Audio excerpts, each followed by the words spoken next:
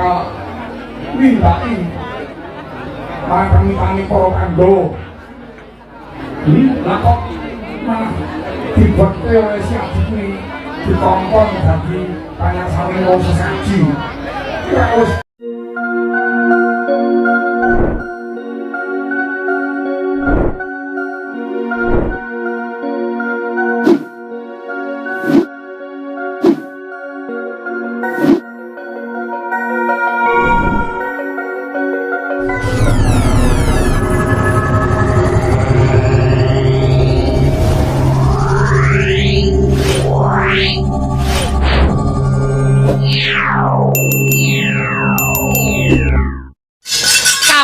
do ngadepi prajurit Trigarta satemah ngguri glutha. Kabeh do fokus ngadepi prajurit Trigarta nganti raruh yen negara Wirata didingkik Komburi. Ya kuwi Komburi kok barisan saka negara Ngastina. Genah iki mengko wis genah cetha ngeglo kang tanpa warana negara Wirata bakal bedah. Seta lan kowe utara. Perkara bondo donya Wirata bakal tak ikhlaske. Perkara bedahe Wirata tak lilake. Ning adikmu wedok gawanen lunga. Aja nganti Utari kejamah dening mungsuh. Nggih ngestaken dawuh. Tak adepane Susarma.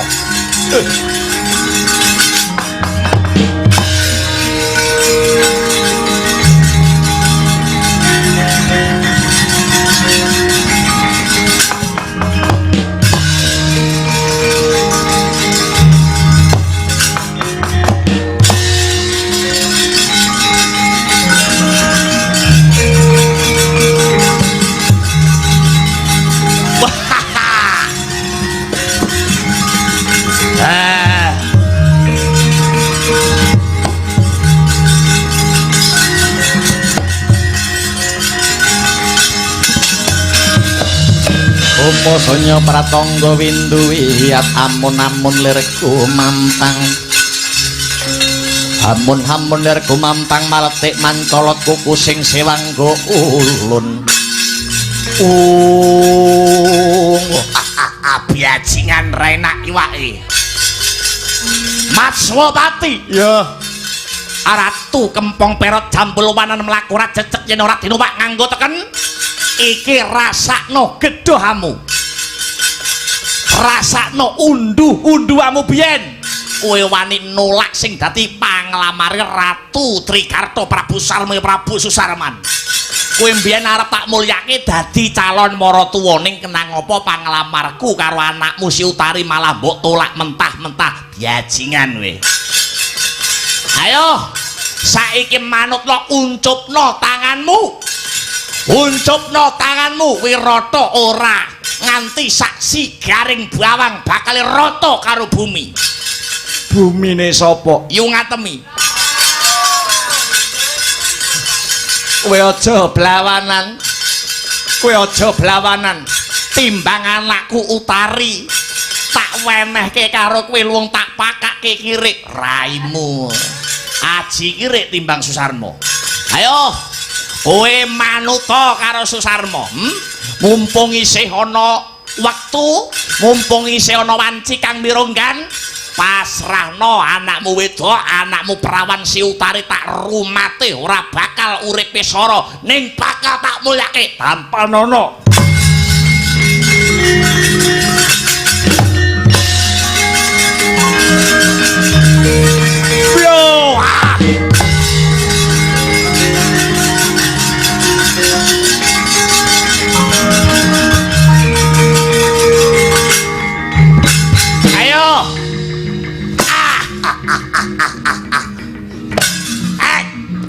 Ayo.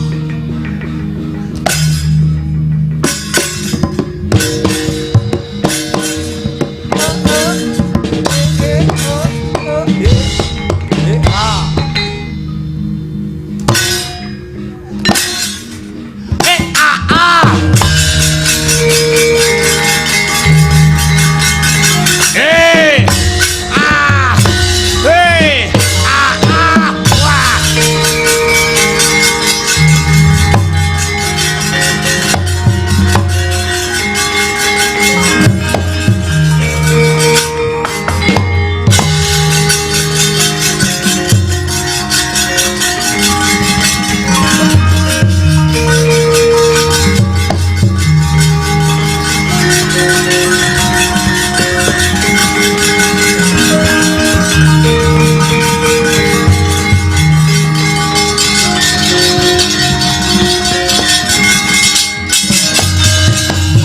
Sinokarta mrehtartan tutamtuning utama titi tetep dadi pangobaning wadya tentreming ati Dalowo kowe tak golek Yayi wah kakangku napa Yayi negara Wirata saiki kahanane kaya ancik-ancik pucuking ri sisip sembire luput katuranggane dina iki negara Wirata bakale bedah amarga samengko Prabu Matswapati wis diajar dipala gantang dening Susarma ratu negara Trigarta mula dina iki tulungana Yodi kowe sing sekti kowe sing santosa luwarana panandange Prabu Matswapati iki Yodi wah janjane atiku isih lara karo Matswapati ratu sing ora ngerti labuhan genah-genah aku wis gelem dadi jagone wong Wirata nalika adon-adon menungso biyen tak rewangi kurban jiwa raga ning nyatane sapa aruh karo aku wae ora saya-saya ngucapne matur nuwun kaya ngono iki biyen Matswapati ngrasakne karepen ngrasakne ngunduh wae pakarti satempah negara niku jak-jakan karo mungsuh Yayi ilang ana rasa srikmu Yodi wong kondang iki akeh-akeh yen ketemu wong sing dikenal adate lali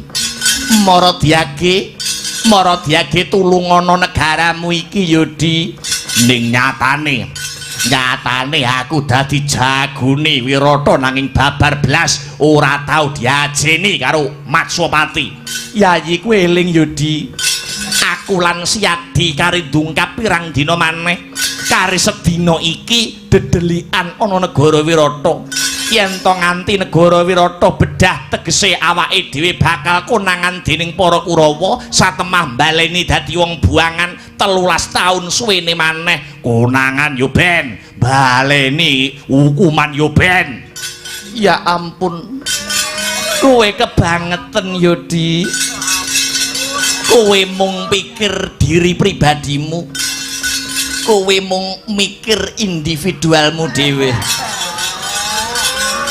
ning babar pisan kowe ora mikir marang sedulur-dulurmu salahmu kowe biyen main dadu salahmu kowe biyen gelem jak main nutuk yen pancen kowe ora gelem maju lara atiku ngundat-ngundat lakon kepungkur ya kuwi Matswapati ra gelem ngajeni kamong kakus kurban jiwa ragaku kanggo kamulyane wong-wong Wirata ngadepi Raja Mala yo yen pancen Siadi ora gelem maju tak pun kakang wae sing bakal maju mati-mati yo yen aku Bilowo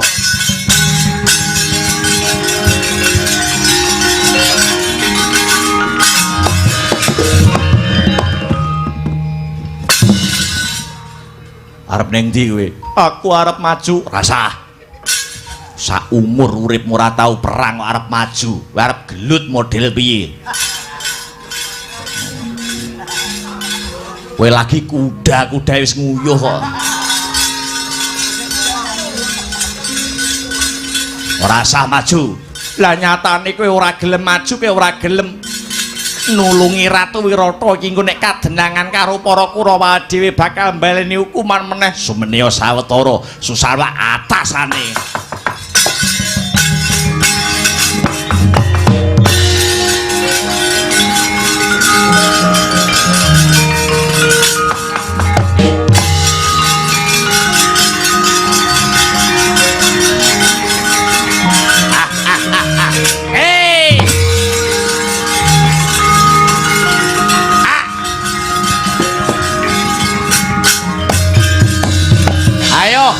yen wis kaya ngene budya kowe Matswapati kowe bangga kowe Ratu ora kena ginawi becik wani nampik panglamare Prabu Susarma padha karo masrahke nyawane ancik-ancik neraka jahanam ayo kelakon tak buat-buat pedhang dina iki glundung sing dadi dasmu Matswapati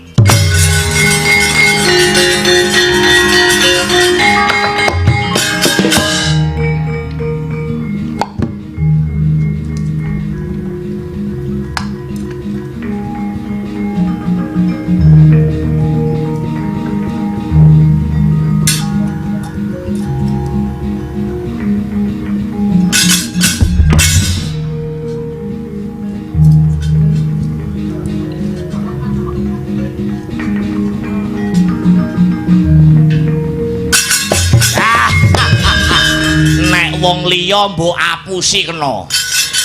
Nek wong liya mbok apusi kena ning Susarma ora kena mbok apusi.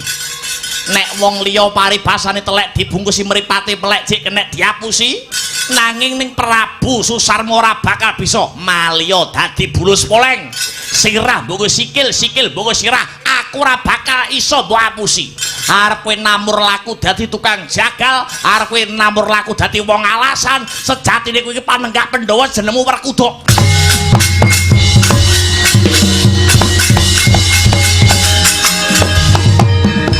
Modiar kowe. Apa ini konangan neh Pandhawa. Ayo. Ngateko kowe. Mau wis sok ngarep.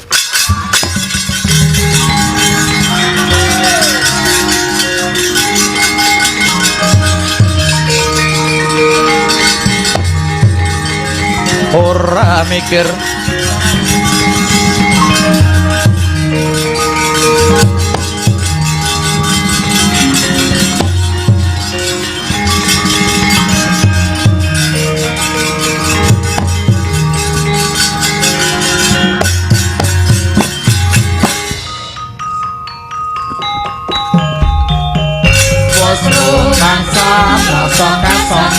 Tunjang daging ing alam dunya pramanungsa tumrap lakara alam nganti paring pidana nanging padha ora rumangsa yen susah alam kesan sira aja padha sendana kabeh emang asane yo susah kula ati padha sendana supaya dalan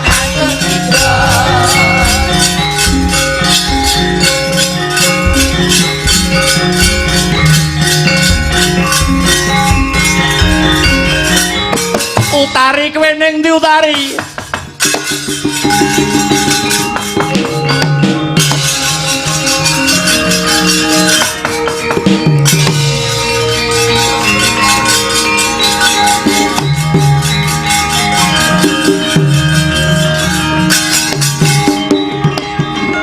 Kedep tosma aku nyawang slendang biru gelungane metal mampang pasiane nyadeng kebayang gonyangan bebate solae sampeyan gawe biko nyoto kagunane gedhe pae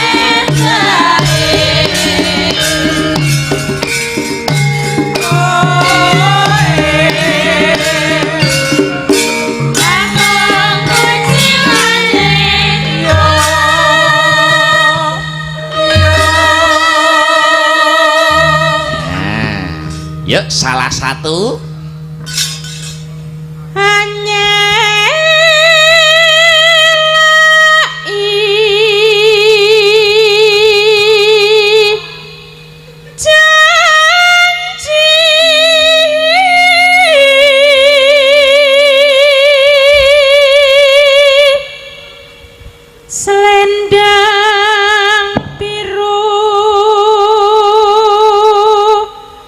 selendang biru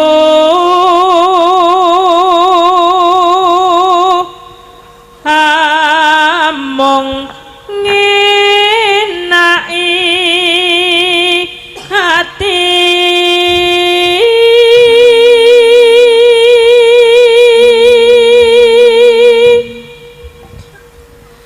nora tekan batin setiamu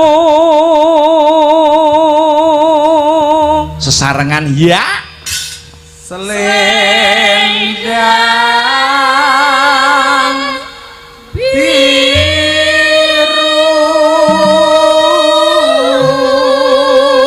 Sekali lagi hatata ya hatata pono janjimu selendang biru.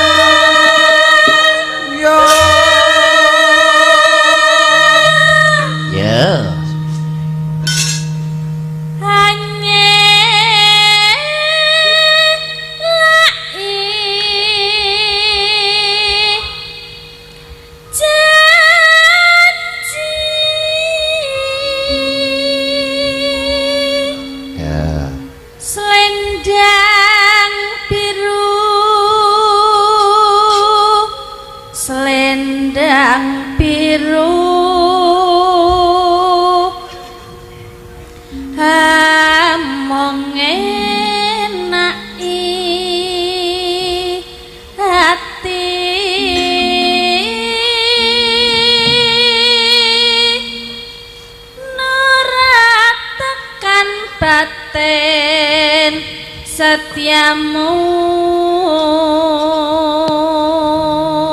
Yuk.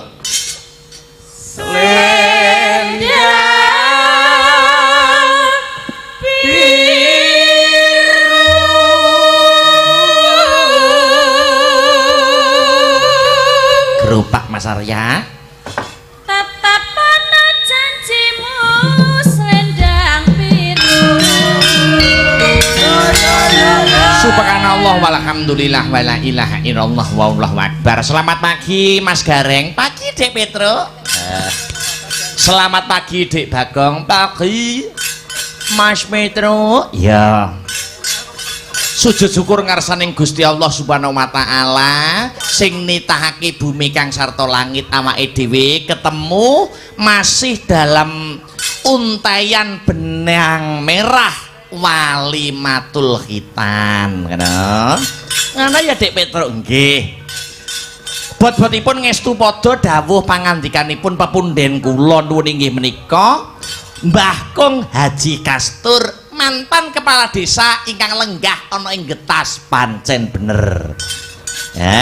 Bombong kawaran bungah iso ngrembakake seduluran ya ta, nyambung tali silaturahmi, iso silaturahmi ana ing laladan Getas Cepu Kadipaten Blora. Iki jane malah kawitane iki wayangane sok tanggal 20. Heeh. Ning karena sebabkan oleh suatu sebab maka diajukan bengi iki tanggal 16. Oh ya, jane 20 bar Tuban 19 ning Tuban. Ning alhamdulillah kula sak kanca komplit saking Kota Angin Kadipaten Nganjuk saged silaturahmi mriki. Nyenengke to suanune cuaca kang sarta aurane penonton bengi iki nyenengne. Lakone Wirata Parwa.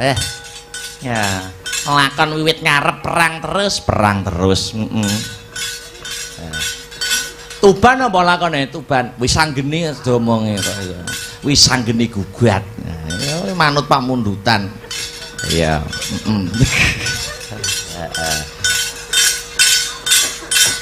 awake dhewe ngaturne keluputan nek ana ibarate wong mangan kecicir, kecicire cerita, kecicire atur panglipur, yes pokoke meliputi pagelaran malam ini. Ada tindak sak pecak, tembung sak kecap, mbok menawa ana sing ora meranani penggalihe keluarga besar Mbah Kastur nyuwun diagung pangapura.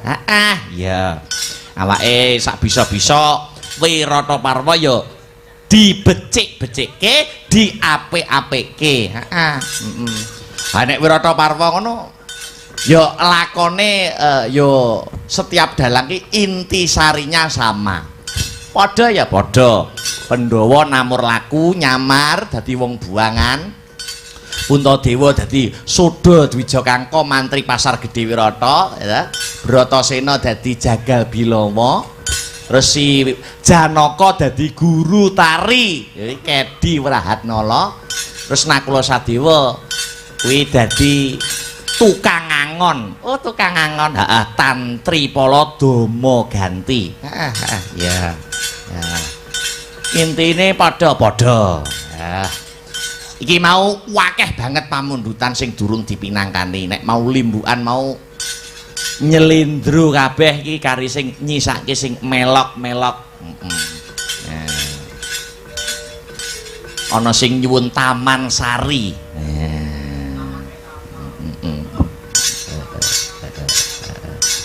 Taman Sari. Dibawani no Mas Heru. Ya.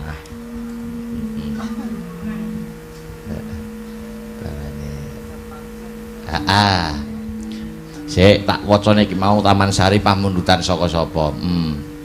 Wo saking Mbak Purwati nggih matur nuwun. Ugi menyapa penonton netizen ingkang taksih mirsani wonten ing live streaming YouTube Astabrata Media. Sing wis ngancani awake dhewe lek-lekan nganti jam 2 punjul. Iya.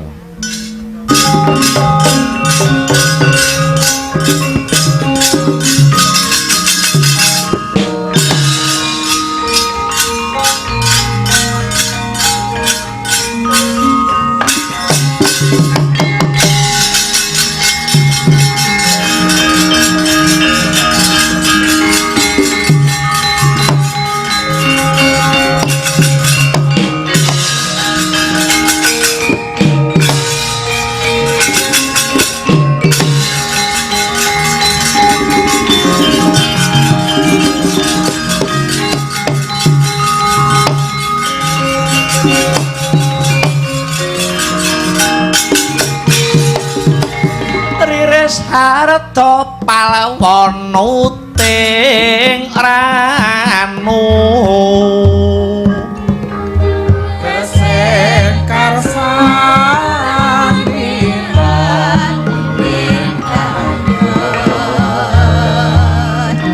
manis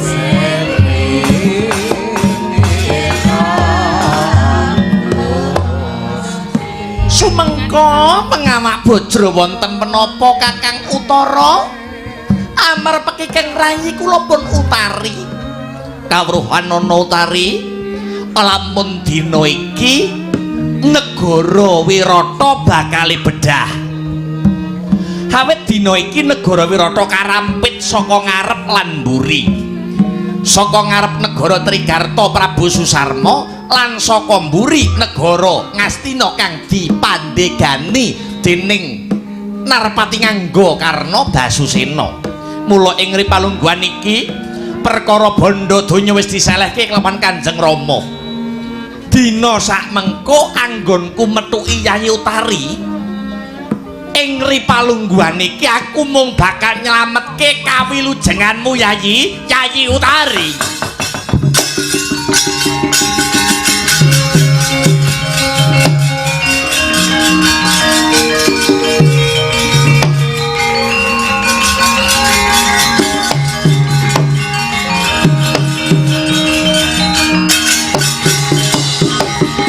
Agyat risanggape orango ore nangkul kinempit kempit duh sangarep naning bawana ing tobat Kakang Utara piye Yayi menapa paduka menika mboten klentu menapa paduka menika mboten lepat ingkang kedah dipun slametaken niku negari Wirata sanes kula. Mila saking menika duh Kakang Mas, kedahipun paduka Kakang Mas jumangkah kedahipun Kakang Mas Utara menika kumrembah. Salah setunggal kewajibanipun satriya menika rumeksa rahayuning bumi kelairan. Tegese nalika negarane menika ditekani musuh satriya kudu gelem belani nganti tetese getih kang pungkasan. Kenging menapa paduka Kakang Mas sipating satriya anake ratu lah kok malah umpetan kula boten butuh dipun slametaken Kakang. Oh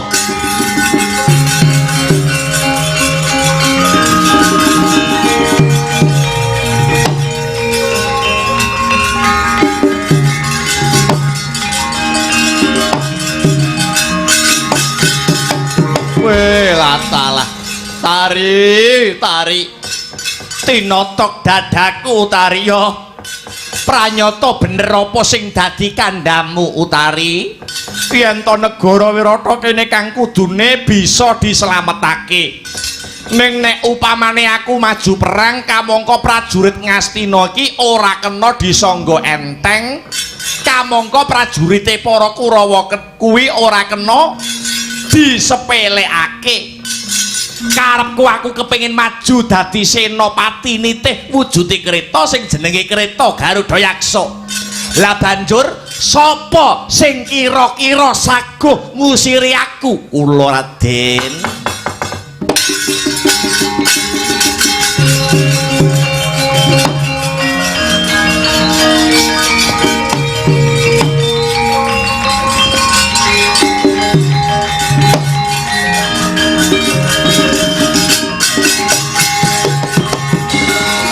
Sapa iki?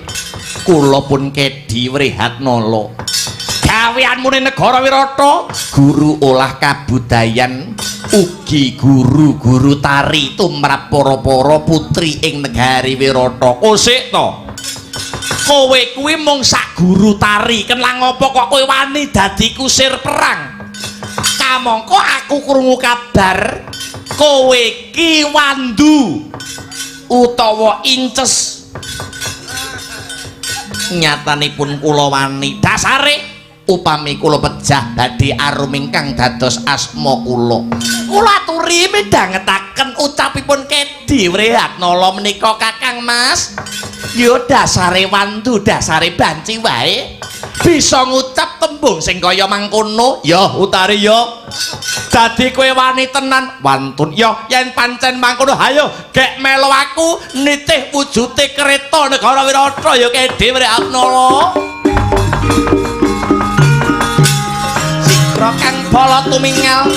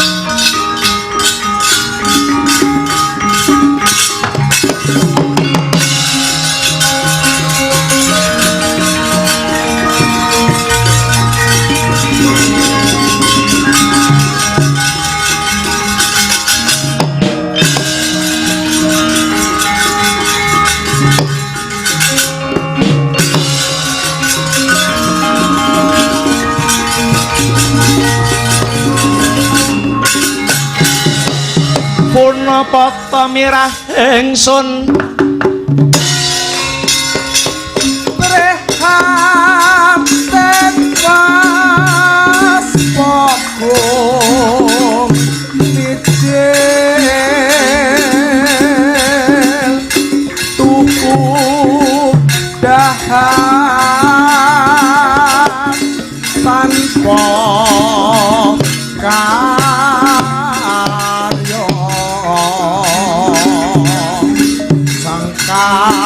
rinemakan Gusti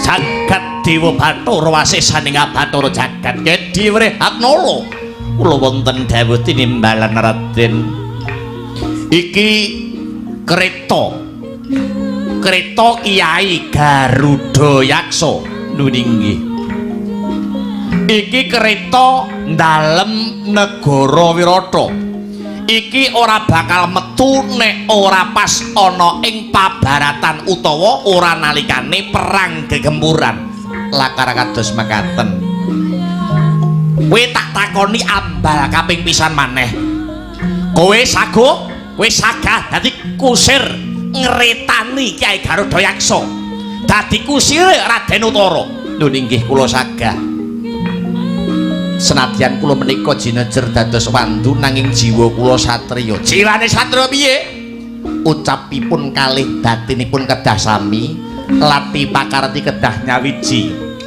aturipun pindha wikresna ingkang tumetes wonten ing glancang seta sayekti boten kenging dipun busak yen kondo iya ya iya yen kondo ora ya ora kula sagah nrenggalang barisan Kurawa ngagem kereta Garuda Yaksa bagus ayo enggal dititihi wujude kereta Garuda Yaksa anggonmu ngendhaleke rata nerna pas Ngastina kelawan barisaning para Kurawa karben bubar mawut barisan negara Ngastina. Kemudian nggih ngestoaken dawuh Raden.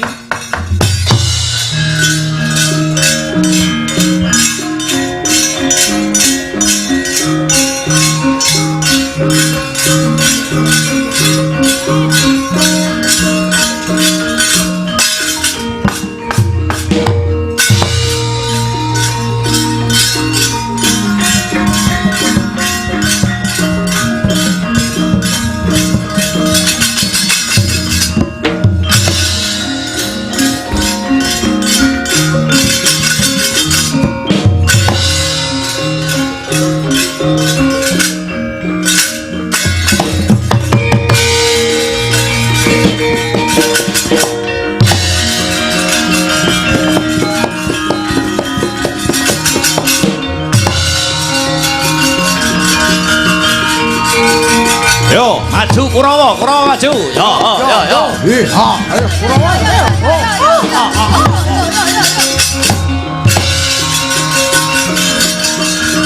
Kampung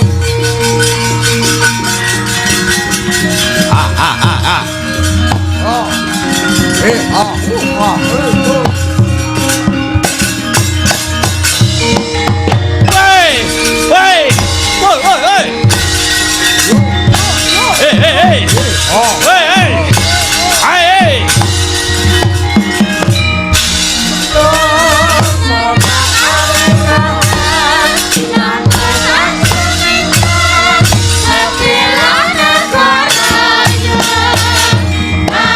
Hey, mundur, mundur, mundur.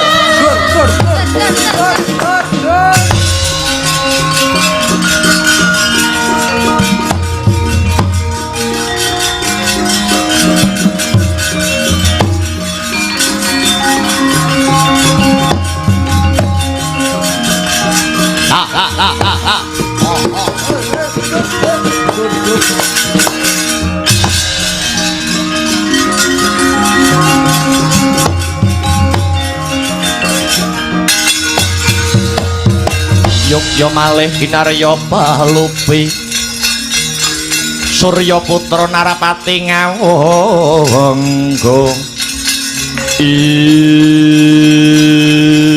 Wela dalah tublas. Aku Karna Basusena senopatine negara Ngastina dinuta kelawan Yayi Prabu Duryudana supaya bedah negara Wirata nanging karena gumun setahun jembleng serendeng karo kusir negara Wirata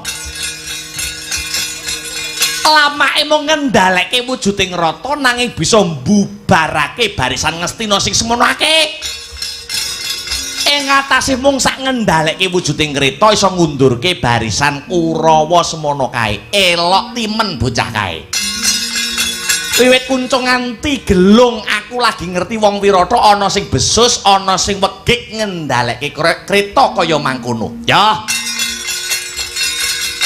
kowe tak akoni besus trampil anggonmu ngendhalek ning rata lamun wis bisa nadhahi jemparinge Karna Basusena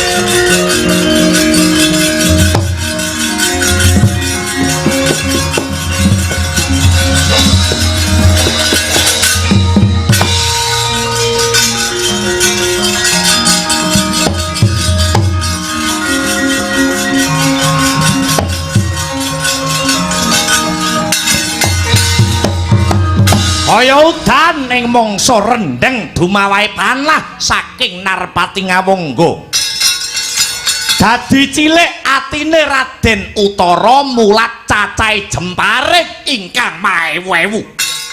Ingkang hanimbrung jroning kreta.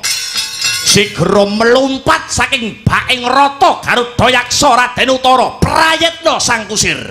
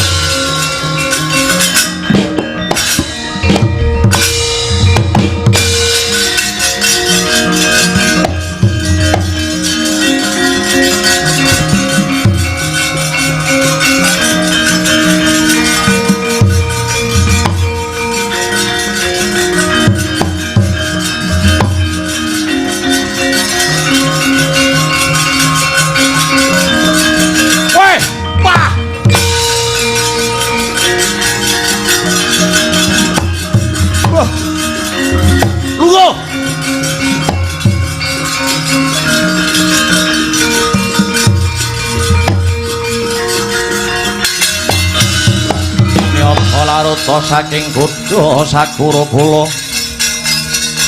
yen atana mutusa sang sori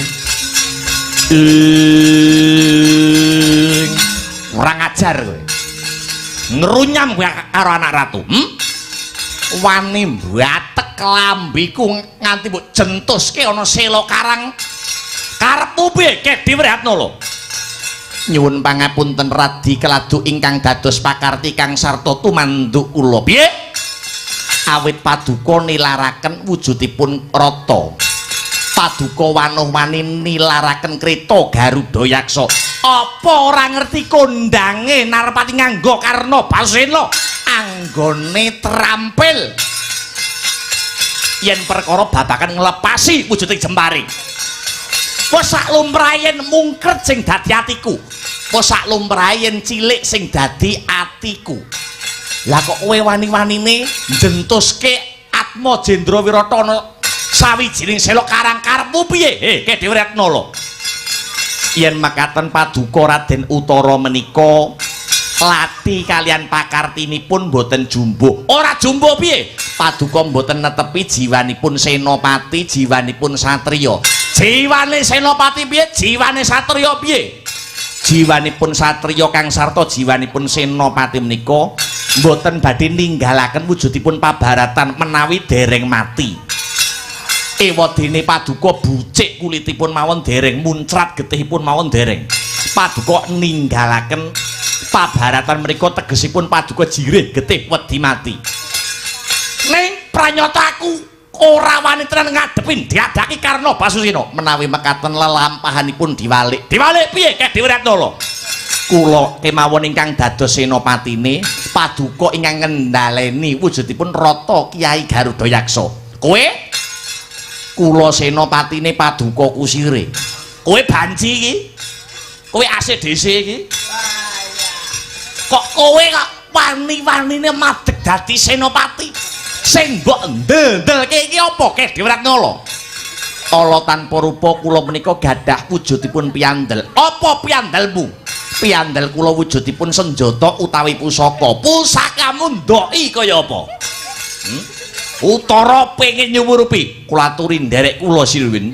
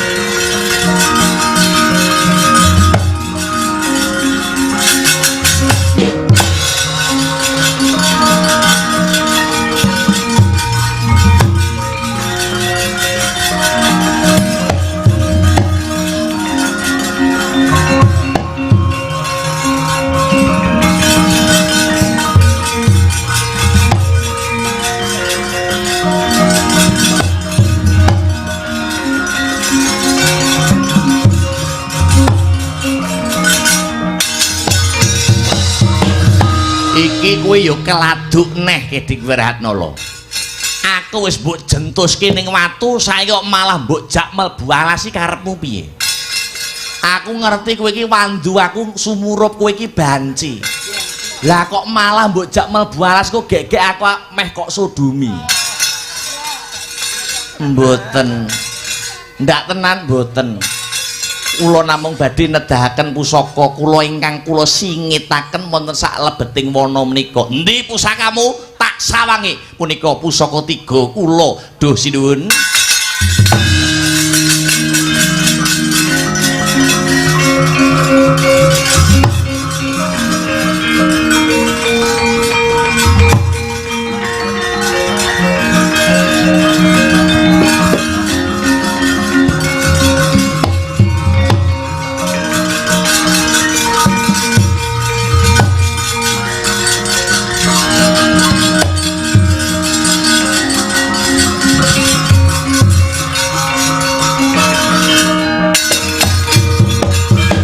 Indriya mangu mangun kung kanduhan mang musik kok kaya aku wis tau sumurup karo pusaka katelune iki ana keris pamore geni murup. Kuwi jenenge apa? Lho nggih menika pusaka kula keris Kyai Pulanggeni. Terus ana panah bedore pating cringih punika Kyai Sarutama. Ana meneh jemparing angka 3 ya kuwi bedore Wulan Tumanggal punika Kyai Pasopati. Kowe maling to kowe? Kowe maling. Lumahing bawana kurepe ngakasa ora ana sing duweni pusaka katelu iki kejaba mung ponakan-ponakanku. Mligine ponakanku si Arjuna ya si Janaka. Kowe maling.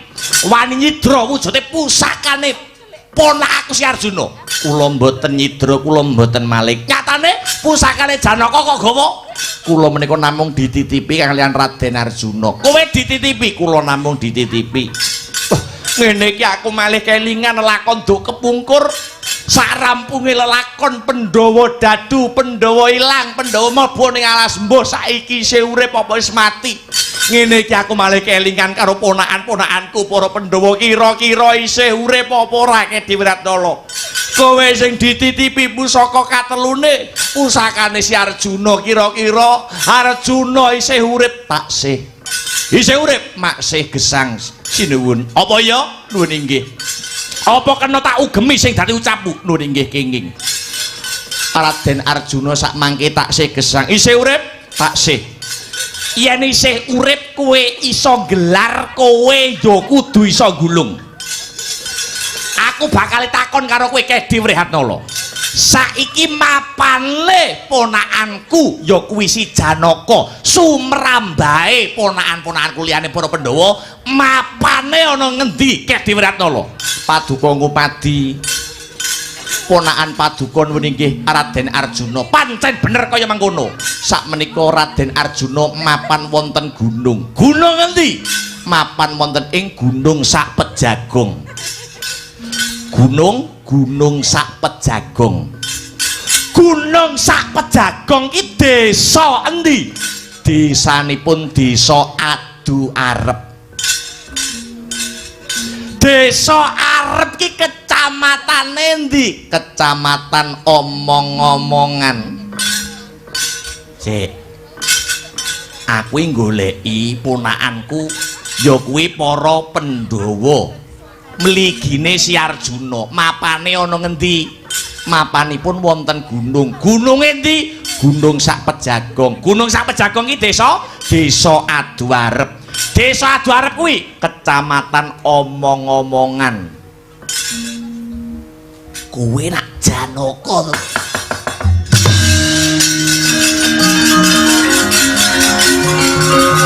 Ya to.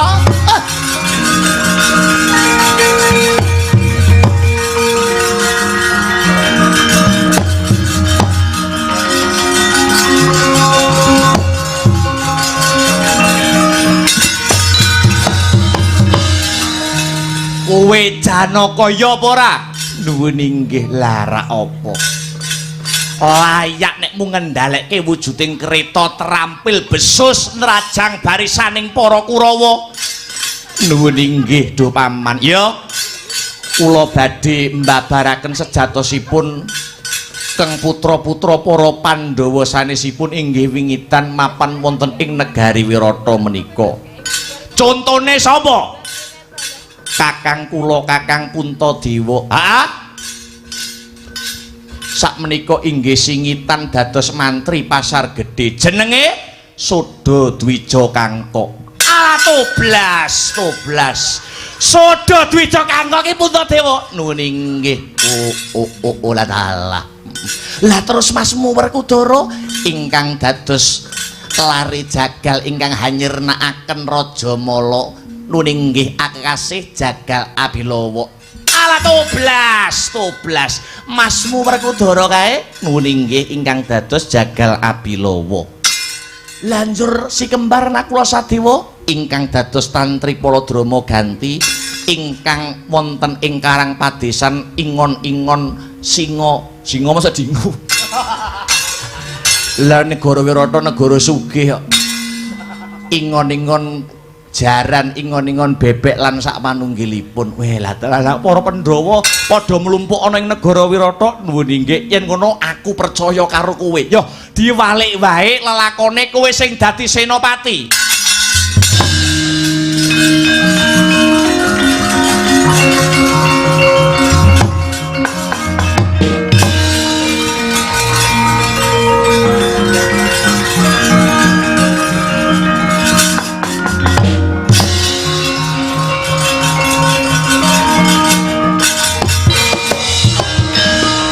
Nganti keri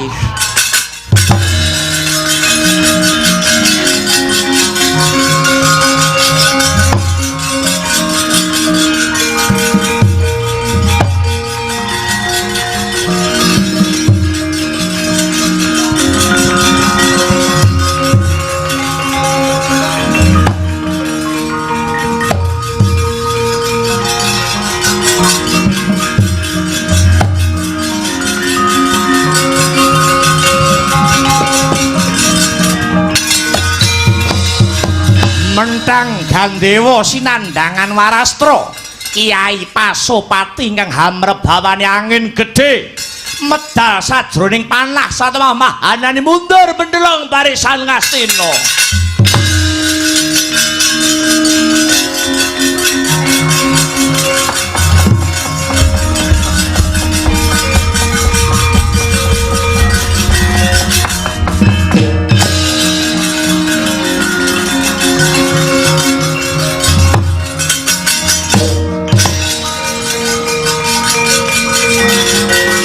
Gundala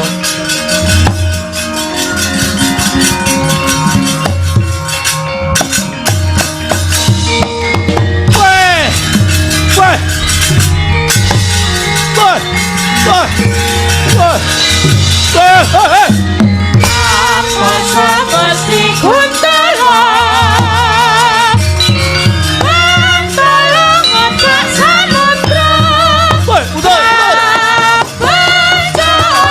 Pusat esor orang jagat Prabawaringka Babayuta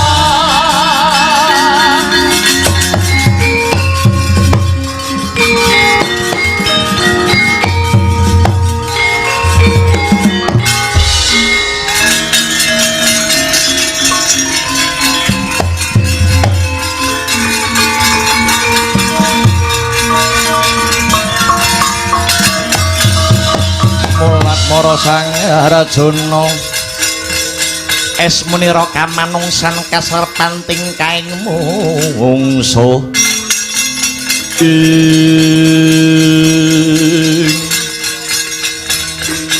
iki sing nibani wujude jemparing nganti ngendangke barisan Ngastina semono kae jemparinge mawa daya pangari bawa angin lesus gedhe. Lah kok bareng adu arep melengos aku diungkuri. Kowe sapa? Kedi Wrihatnala. Aku Senopati Ngastina Karna Basusena. Nuwun inggih. Sumangga Bandayuda. Lho lho. Piye carane perang tanding lamun kowe ngungkuri aku kaya ngene iki? Aku perang mungkur wae bisa menang apa neh adu arep karo dedapuramu edan nantang perkara kowe.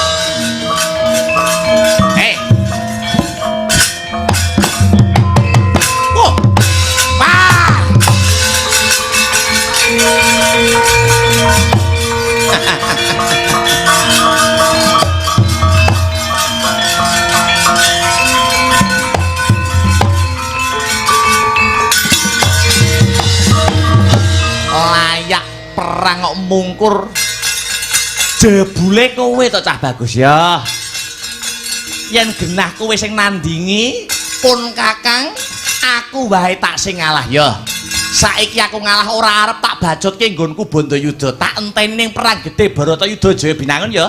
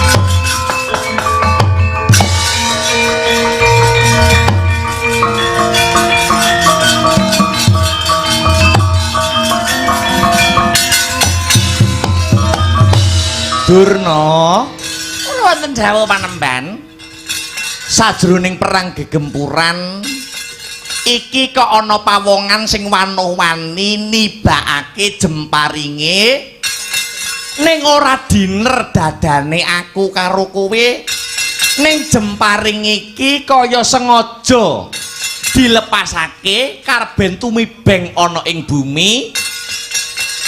Turtomane jemparing iki kok kaya wong sujud ngaturke bekti. Nggih.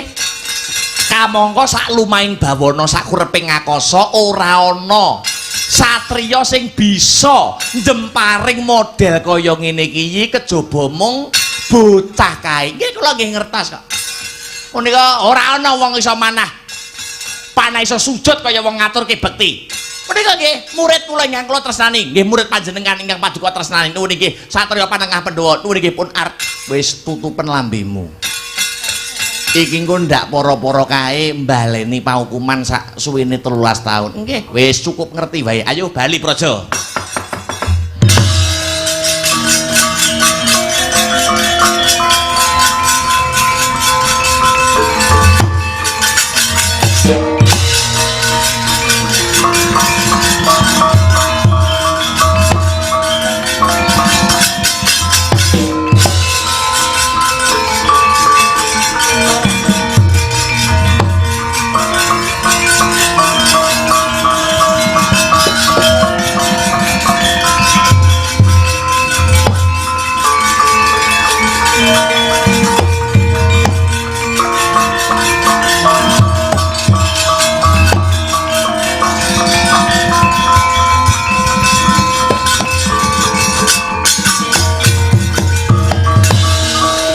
nggih paran pawaratane pabaratan utara anakku sing ndak tresnani duh Kanjeng Rama mugi handadosaken kawuningan estonipun malih-malih menapa dinten sakmangke para Kurawa barisan saking negari Ngastina sampun mandelong barisanipun wangsul dhateng negari Ngastina. Apa jeneng sira anak utara sing bisa ngundurke barisan Ngastina kang dipandhigani dening Karna Basena?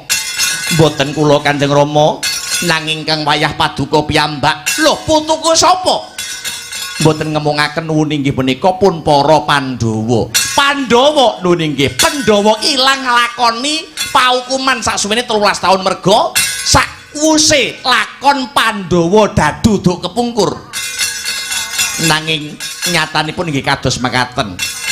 Ingkang anamur laku ingkang hanyamar dados mantri pasar gedhe ingkang akekasih Sodo Dwija Kangka menika nuwun inggih keng wayah piyambak pun Puntadewa. Lho, mantri pasar gedhe kae Puntadewa nuwun inggih ingkang dados tiyang pejagalan anyernakaken Raja Mala menika keng wayah pun Werkudara dene guru tari guru olah kabudayan Kedi Wrehatnala menika nuwun inggih keng wayah pun Arjuna Tantri Paladrama Ganti punika keng wayah kembar Nakula Sadewa. Lho, lah saiki Pandhawa mapan ana ngendi? Punika sampun wonten ing Jawi. Weladalah wis rampung anggone nglakoni paukuman. Sampun Kanjeng Rama syukur bake jemurung.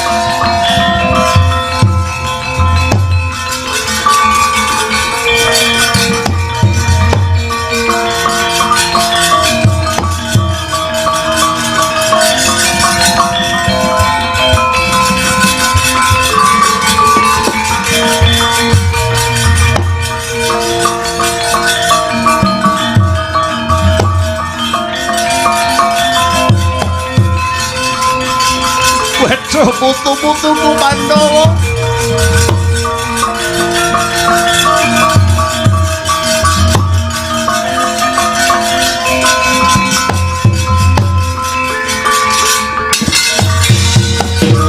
sing gedhe pangapurane ya putu-putuku Pandhawa pun Eyang Prabu Matswapati ora sumurup kalamun jeneng sira para Pandhawa kang sesinglon labuh negara mapan ana ing negara Wirata. Kula ingkang ngaturaken panuwun Kanjeng Eyang dene Kanjeng Eyang Prabu Matswapati sampun ngayomi gesangipun para Pandhawa anggenipun singitan anglampahi paukuman ingkang suwenipun setunggal warsa kedah sesingitan mapan wonten sawijining nagari. Mangkono Puntadewa nuwun inggih lakar kados mekaten Kanjeng Eyang.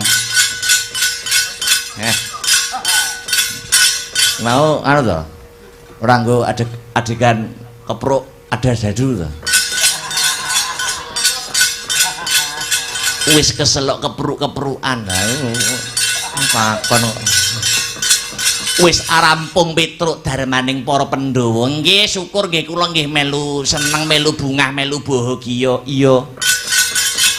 Para Pandhawa kados pundi Kanjeng Eyang nanging aku rumangsane kleru aku rumangsane luput. Merga si Werkudara kang gedhe labuhe iso nyirnake Raja Mala, iso bebantu nyirnake ya kuwi wujude kincaka rupa kenca apa meneh si Janaka kang bisa ngundurke barisan Ngastina kang semono kae. Nanging babar pisan aku ora ngaturke panuwun marang para Pandhawa, mula aku sumpah aku janji pun Eyang Prasetya sak mangsa-mangsa besok Baratayuda Jaya Binakun wis anekani perang gedhe antaran Pandhawa Kurawa. Para Pandhawa aja ngetoki ragat kalamun bondo negara Wirata durung entek gusis. Lan siji meneh sumpah lan janjinipun Eyang kalamun sak mangsa-mangsa perang Baratayuda Jaya Binangun wis kanekani Pandhawa aja pisan-pisan ngetok